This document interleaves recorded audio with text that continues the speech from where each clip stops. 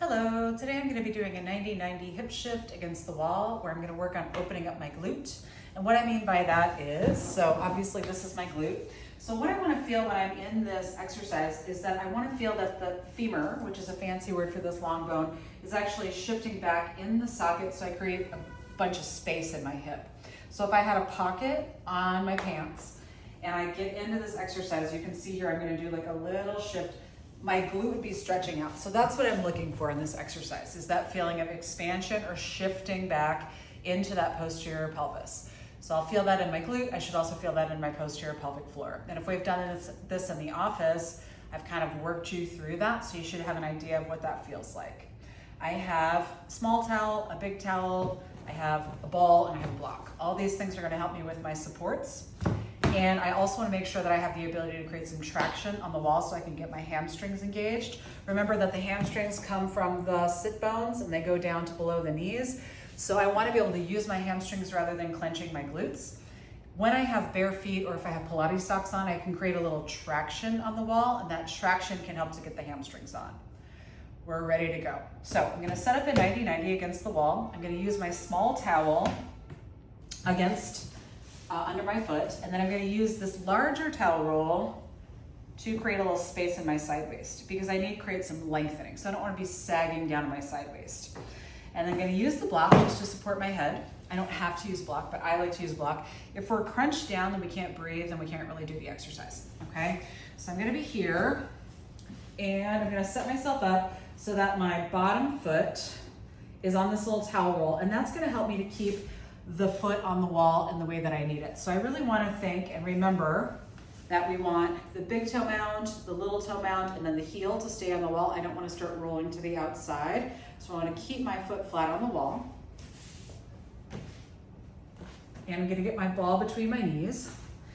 And then if this feels bad in my hips, to be at this kind of like 90-90 or squat position with my feet against the wall, I can come out of that squat a little bit so I can open this hip angle.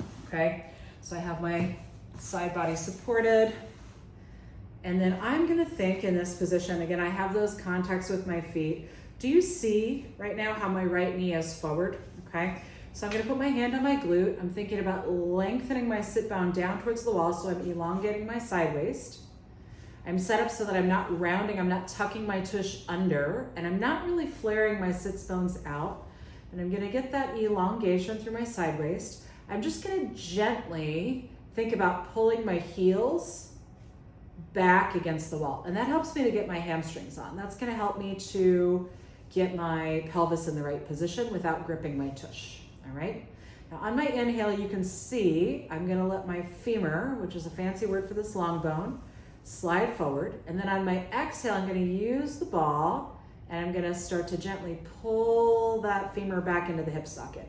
And right about there, I feel a lot of expansion in the back of that hip, okay? Now I don't want to go so far that I roll backwards, but I do want to get to that place where I feel that, again, if I had pockets on my pants, they'd be stretching out. So I'm keeping that contact with my feet, getting that traction, especially with the top leg. I'm gonna breathe into the sits bones and into the posterior pelvic floor. I'm gonna inhale and let that leg go forward again. Exhale and pull it back. You can take a breath or two into that kind of posterior pelvic floor. And this is really the crux of the exercise, okay? Now remember, when we breathe, we want to breathe into the ribs. The belly will expand, but I want to breathe 360 degrees into the rib cage. And then as I exhale, I'm thinking about that exhale coming from the lower abs or like from the deeper core muscles.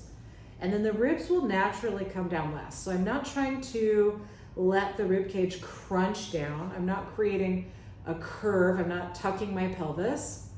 I inhale into the ribs, let that kind of long bone slide forward. I'm gonna exhale, squeeze the ball, roll the femur back, and find that stretching in the hip joint. Now I can start to get a little bit exciting here, where as I am going back, I can create a little bit of, still I'm keeping my foot contacts, but I'm keeping a little bit, thinking about a little bit of extra pressure, even though I keep the big toe mound down, I'm thinking about a little bit of extra pressure on the outside of the foot.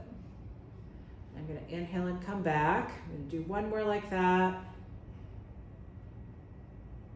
Good, and then I'm gonna set up for the other side. So you can see both sides. So again, I have the towel underneath me so I can elongate my side waist. I don't wanna be crunching down. I'm gonna move my little towel here, set myself up on my block. You're gonna see my tush, very exciting. I guess my yoga panted tush. Get my ball going on.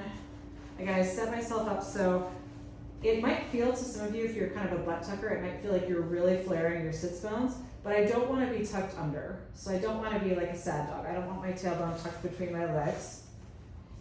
And I don't wanna be arching my low back either. I wanna be more neutral, more of a neutral spine, a little bit of a curve. I get my feet contacts on the wall. I'm gonna inhale and slide that femur forward and then exhale. Now the right side is hard for me. I'm gonna exhale and pull that femur back so I get a lot of space into this hip joint. Take a breath into the pelvic floor, exhale. And then I go again. So again, I have my hand here because that helps me to sense that stretching. I don't wanna go so far that I start to roll back. So that helps me to sense the stretching. Okay, I have a little bit of extra pressure on the outside of the foot, but I'm keeping the big toe down. So I'm starting to get a lot of expansion in the back of the hip. And that's the exercise.